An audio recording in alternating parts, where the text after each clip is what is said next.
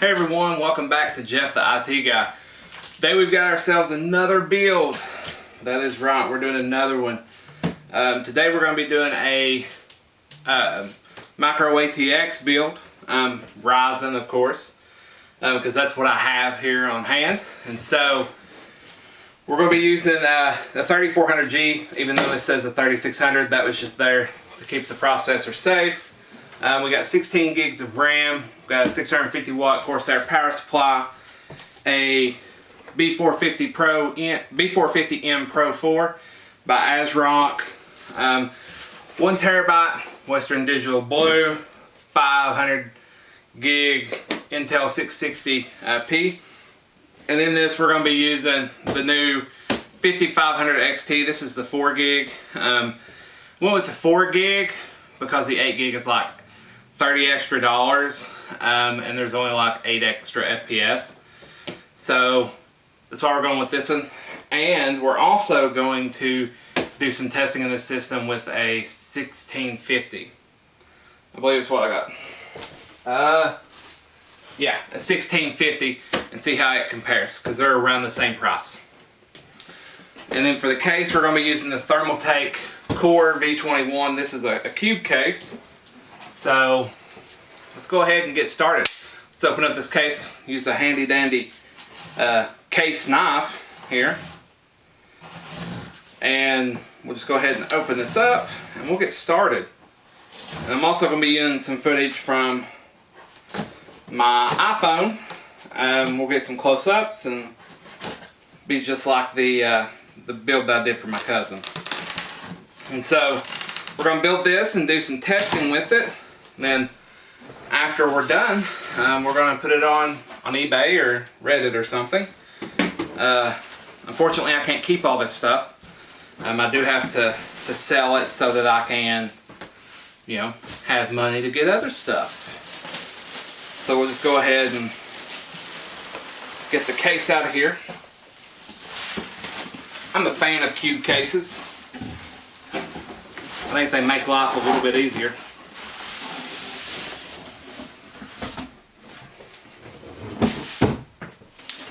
Woo! Static shock. I'm going to have to touch something so I don't fry any parts.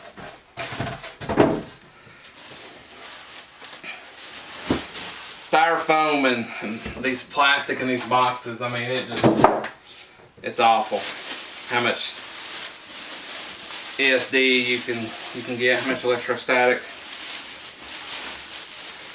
It's a pretty good sized case, but it's also a very cool looking case. It's got a nice side window in it, so it's not too bad.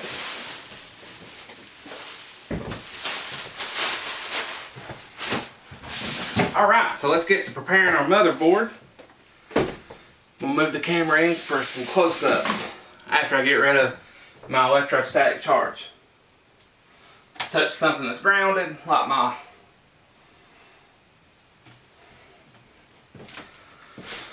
my light switch, and so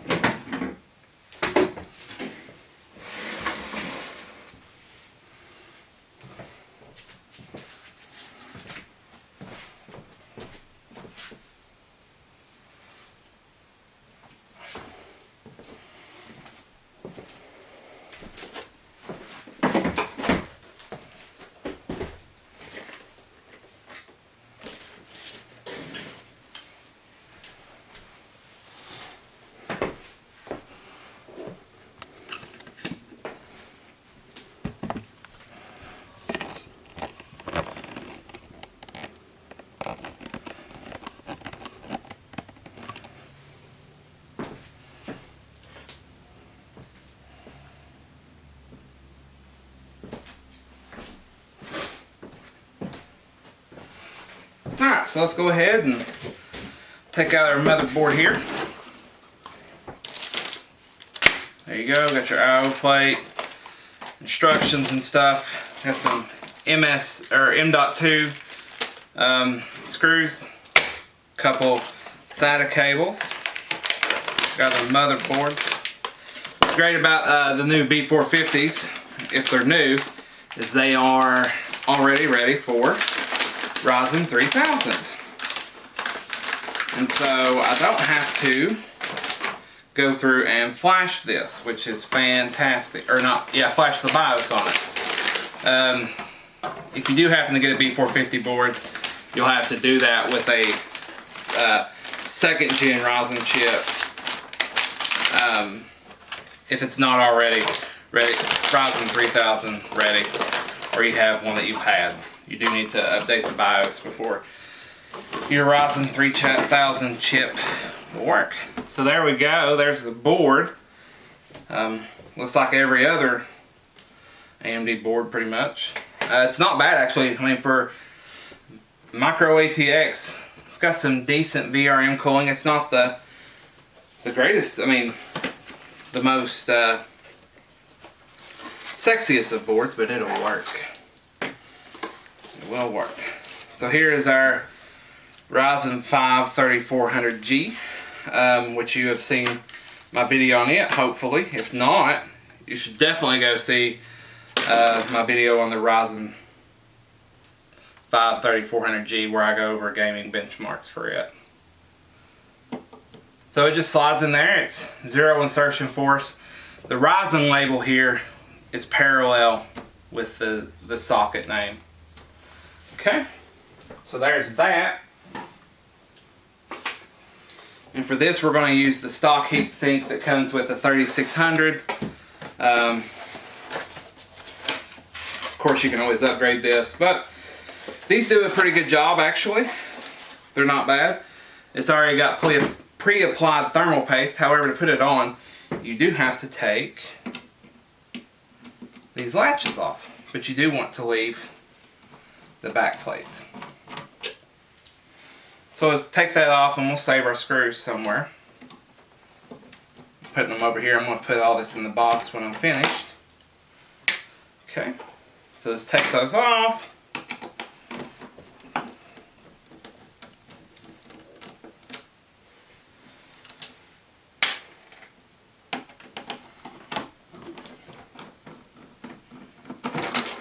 Alright, there we go. That is taken off, and now we are ready to put our heatsink on. And so this heatsink comes with pre-applied thermal paste, which is good. And then you need to look on here and see where your fan is, and so this top one is our CPU fan right here. So we can just go ahead, plug that in like so, line this up. It can only go two ways. The first way and the reverse way, I guess. We'll get our screws started. We don't want to tighten them all in right off the bat.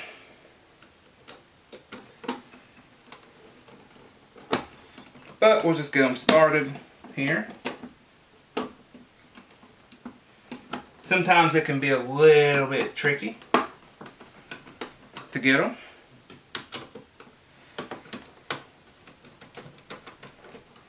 But once we get all four of them started, then we can go ahead and screw them all the way in. They do have springs on them so that you can't over tighten. And we'll just go in a zigzag pattern here and tighten this up.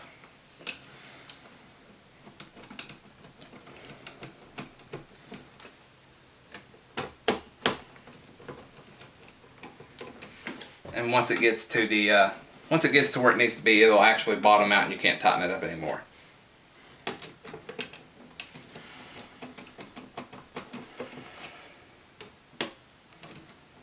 Just kind of a zigzag pattern. You'll hear it, it'll start to screech a little bit. That one's done. Done.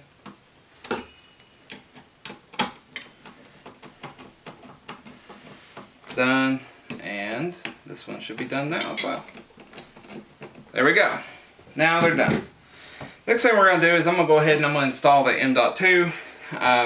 In your bag that comes with your motherboard, you should have a screw. Like I said, this is an Intel 660p NVMe drive. So, should give us some, not the fastest of speeds, but much faster than a regular SATA SSD.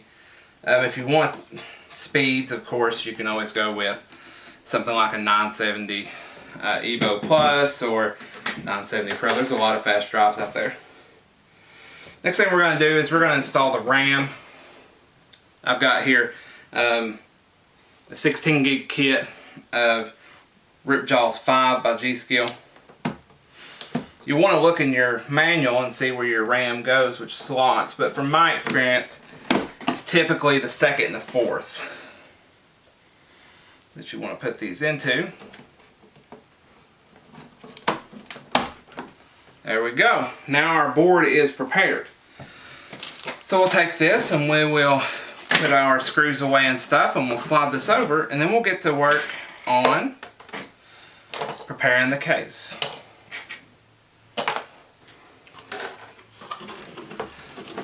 Great thing about doing a small build like this is it doesn't take a whole lot of time.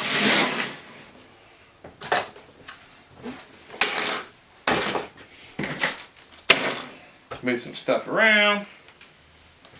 Here's our case. Okay. I'm going to go ahead and take all the panels off. I'm going to use this processor box here to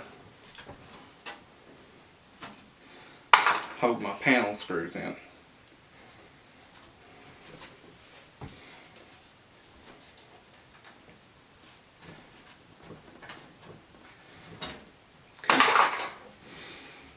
We've got the back and the top panel now off, and as you can see, the case opens up. Both this back and the top are ventilated, and this front here has a little, it's not glass, it's plastic.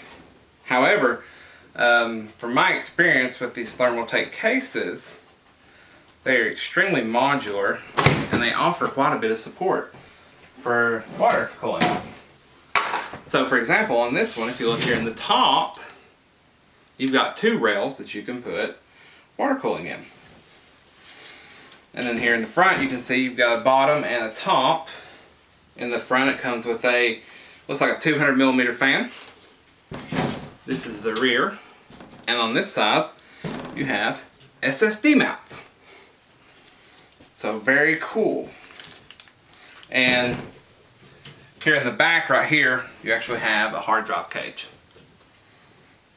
And here is our accessories packet.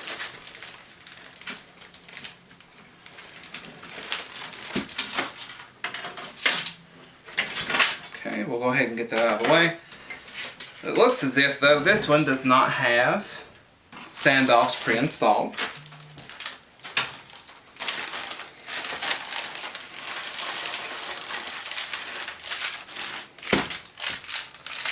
But luckily with our board, we do have standoffs that come in it, or with our case, our accessories pack.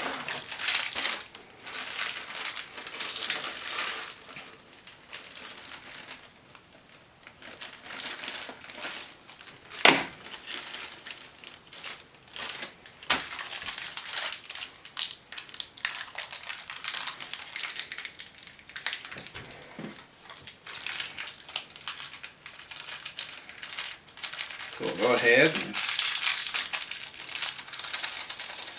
get this stuff out and we'll install our standoffs.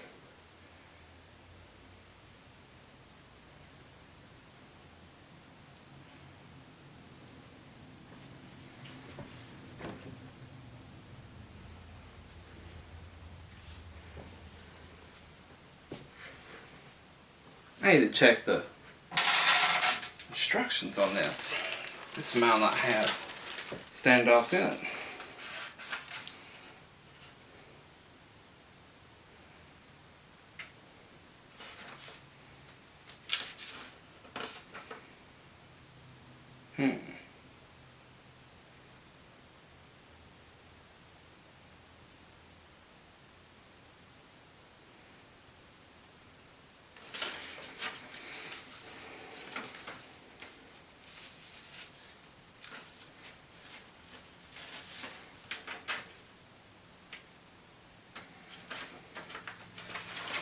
This is the first time I've ever had to consult a manual. So apparently you don't have to have standoffs with this, you just go straight into it. So that's fine. That is fine. Alright, so we're going to install our I/O shield.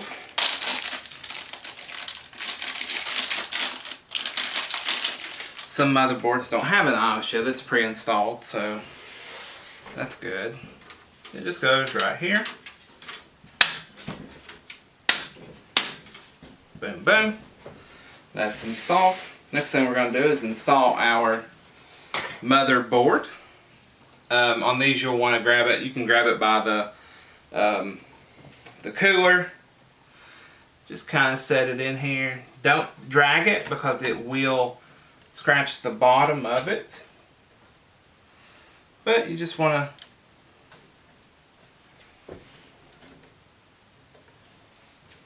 install it there and get some screws for it.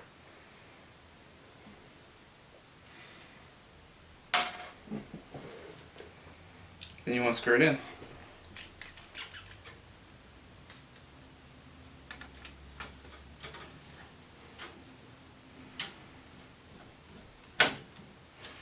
Okay.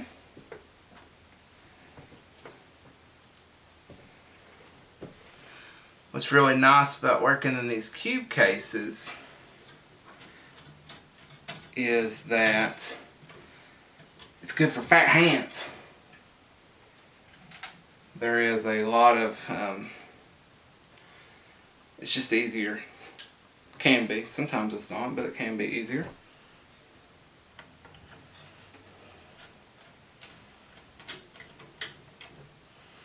Okay. Just a couple more and we'll be done with installing the motherboard.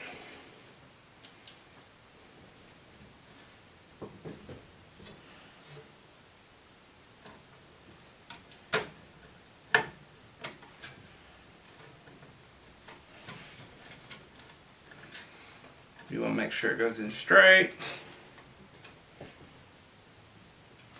Of course, don't over tighten it. That is bad.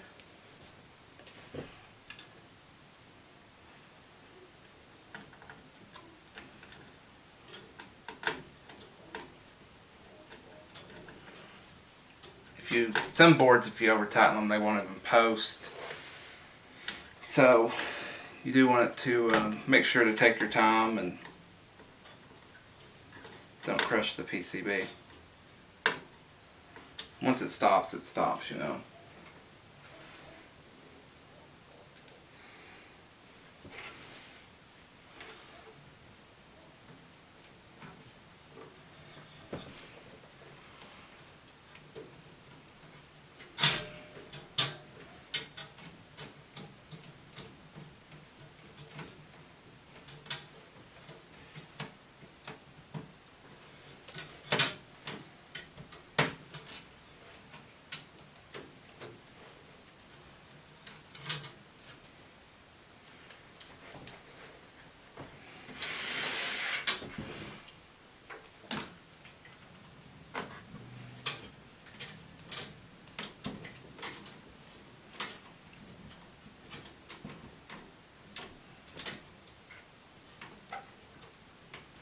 There we go.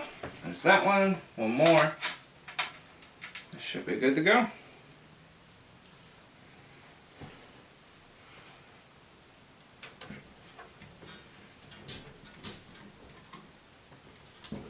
There we go. Alright. Next thing I'm going to do is I'm going to move these out of the way. And I'm going to install the hard drive. Just to go ahead and do that. So I'm going to flip it up so I have a little bit easier time with it. It does have a removable tray. As you can see, it's ventilated on the bottom as well.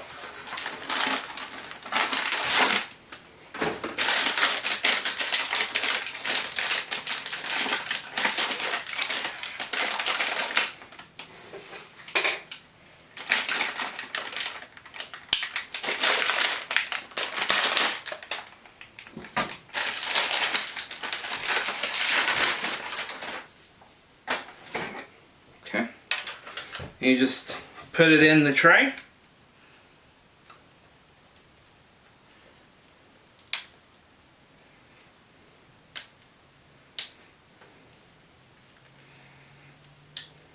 It'll only go in one way. I'll tell you that.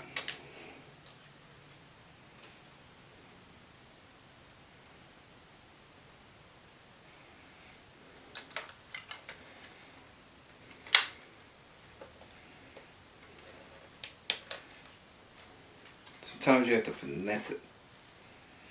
Okay. That's locked in.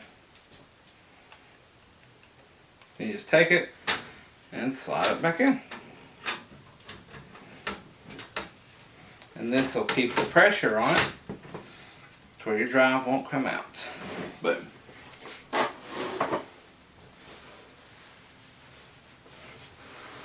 Okay. Now if that's done, we'll go ahead and we'll install the front panel cables. We'll start with USB 3, which is right here.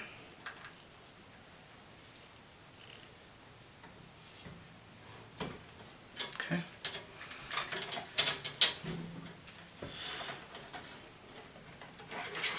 And we'll do our front audio.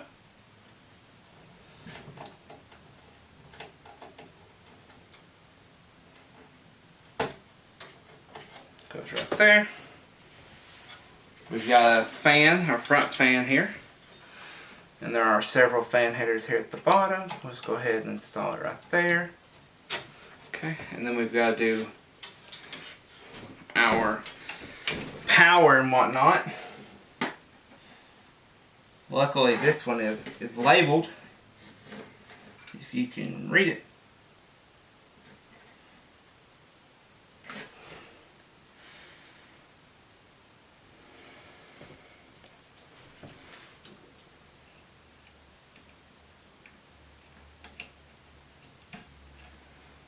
Okay, it is labeled here at the bottom.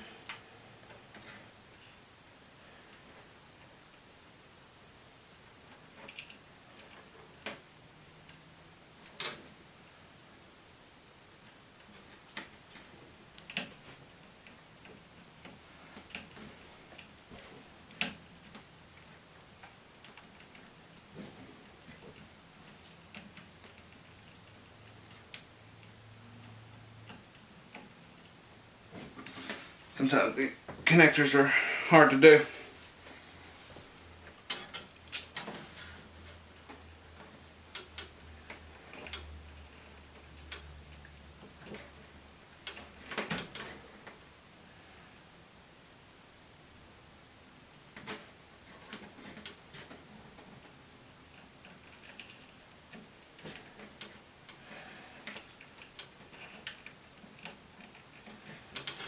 Okay.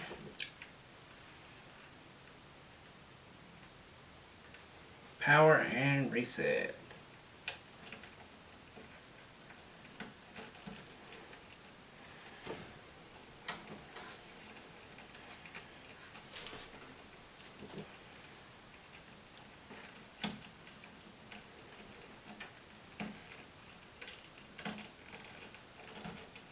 There we go. Front panel is all connected. I'm actually going to do just a tad bit of quick cable management here. Try and get this stuff just a little bit tighter without putting too much pressure on anything. Got a tie here.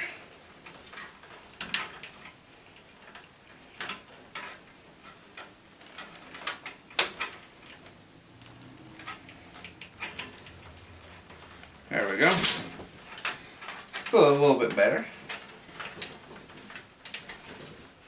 We can actually tie it down to the frame.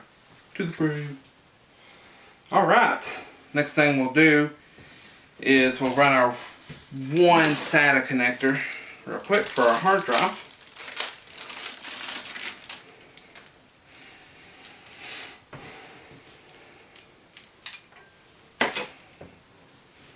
Okay.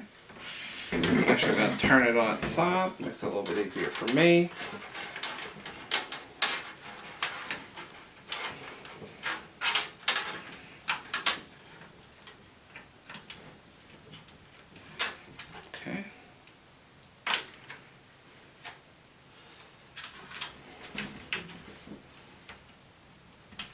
You can also connect the power to your hard drive before you do this. Okay, so there we go. Wasn't too bad at all. Next we just got to install our power supply and graphics card, get everything powered up, and we'll be finished with this build. This power supply is a little bit overkill. It is a CX 650. It's non-modular though, but that's okay. Power supplies are a hot premium right now due to tariffs. They are much more expensive than what they were. So now a 650 watt bronze power supply that's non-modular is about the price of what a 600 watt gold modular power supply was. So boom, big Corsair here. So it goes here in the rear. What I'm going to do on this one side is there's actually a couple 2.5 inch SSD mounts.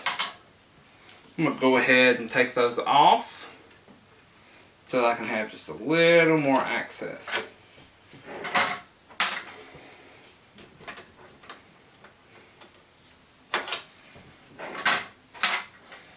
Okay, slide this in.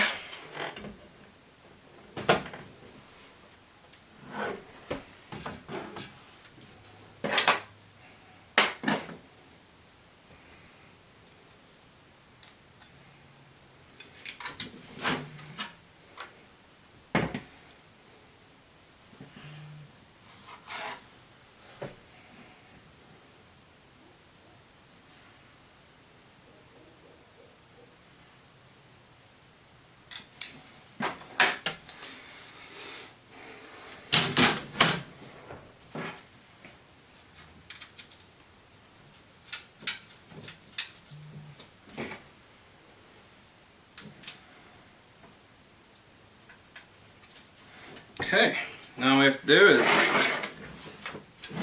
start plugging stuff in and put the GPU in.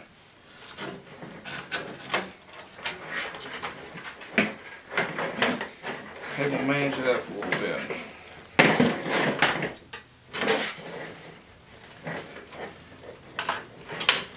I'm going to go ahead and install, or go ahead and power up our SATA drive. Go ahead and get it over with while I'm down here before we do everything on the top. I want to do it as to leave some room in case whoever buys this wants to install more.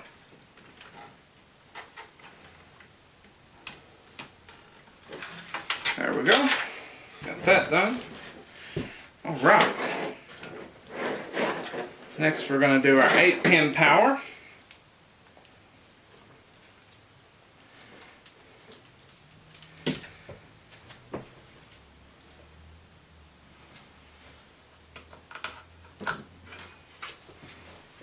Easy peasy.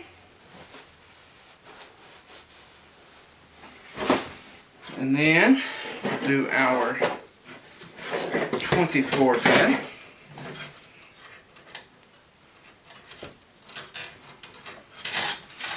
Which is actually like a 20+4.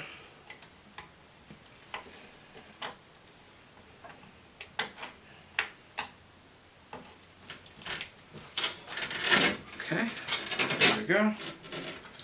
Good deal.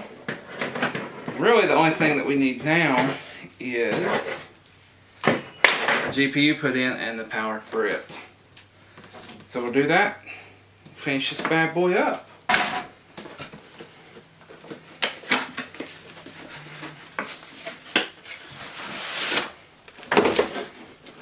Just like with the Pulse, 5700 Pulse, comes in very plain packaging. Nothing special. I assume it's going to look just like the 5700 Pulse, and it does. It does have some plastic on there, and it takes one 8-pin. So you gotta squeeze this thing off the back here, and then take us out a couple expansion slots.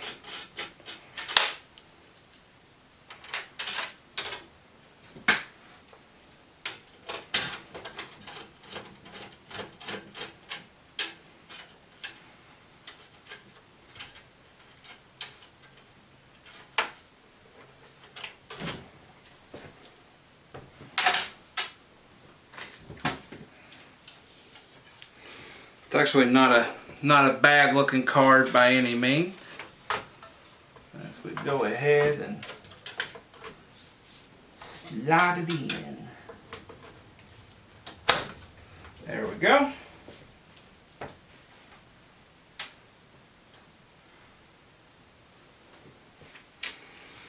And we just have to screw it in.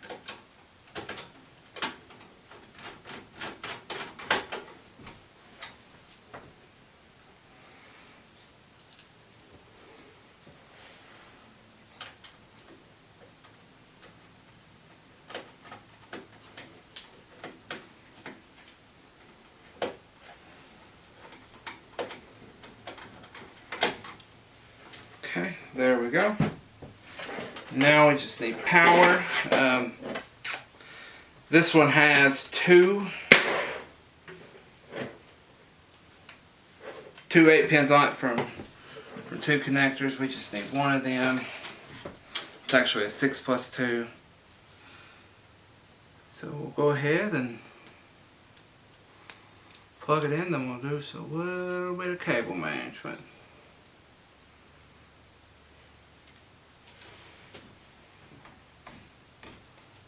Boom. There we go. Okay. I'm going to take the extras here in the back, and I'm going to zip tie them.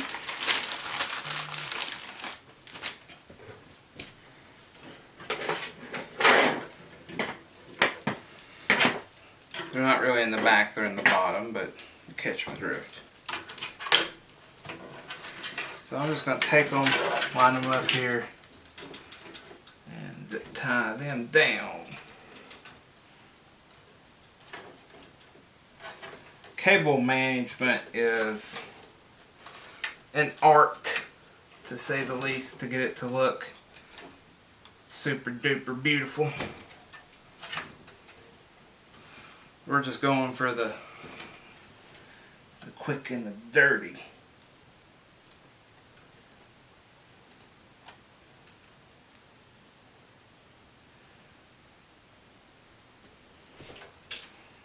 These are smart.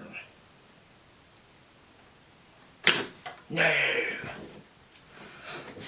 These cable ties are very small.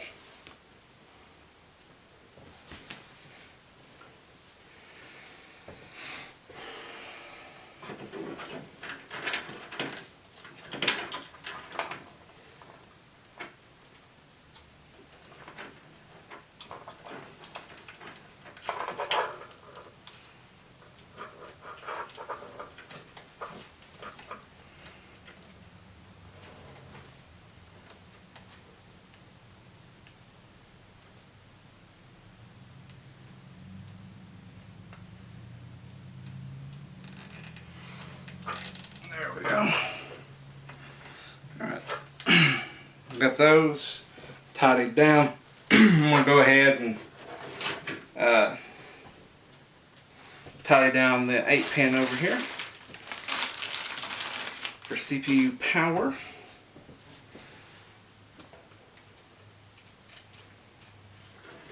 Possibly.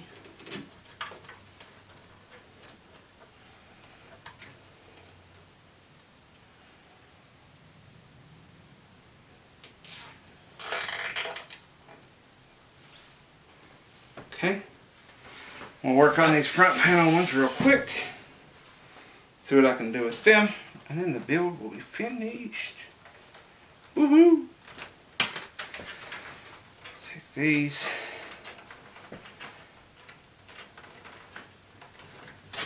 Probably like that, to be honest. Probably about my best bet.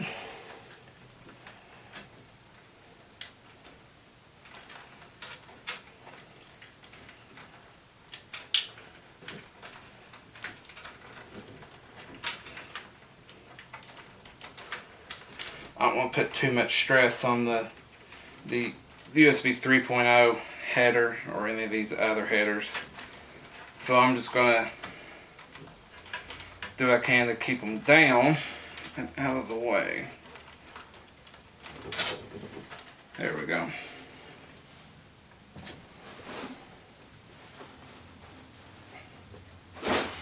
And there we have it. There's our completed build. So we'll go ahead and it's the front. There's that side, as you can see. The cable management, I mean, it's just decent. So it looks like from the top. So pretty cool. Pretty cool. Alright guys, thank you all for watching. I hope you enjoyed the build. Stay tuned because we're going to do some benchmarks of this, see how it does in gaming.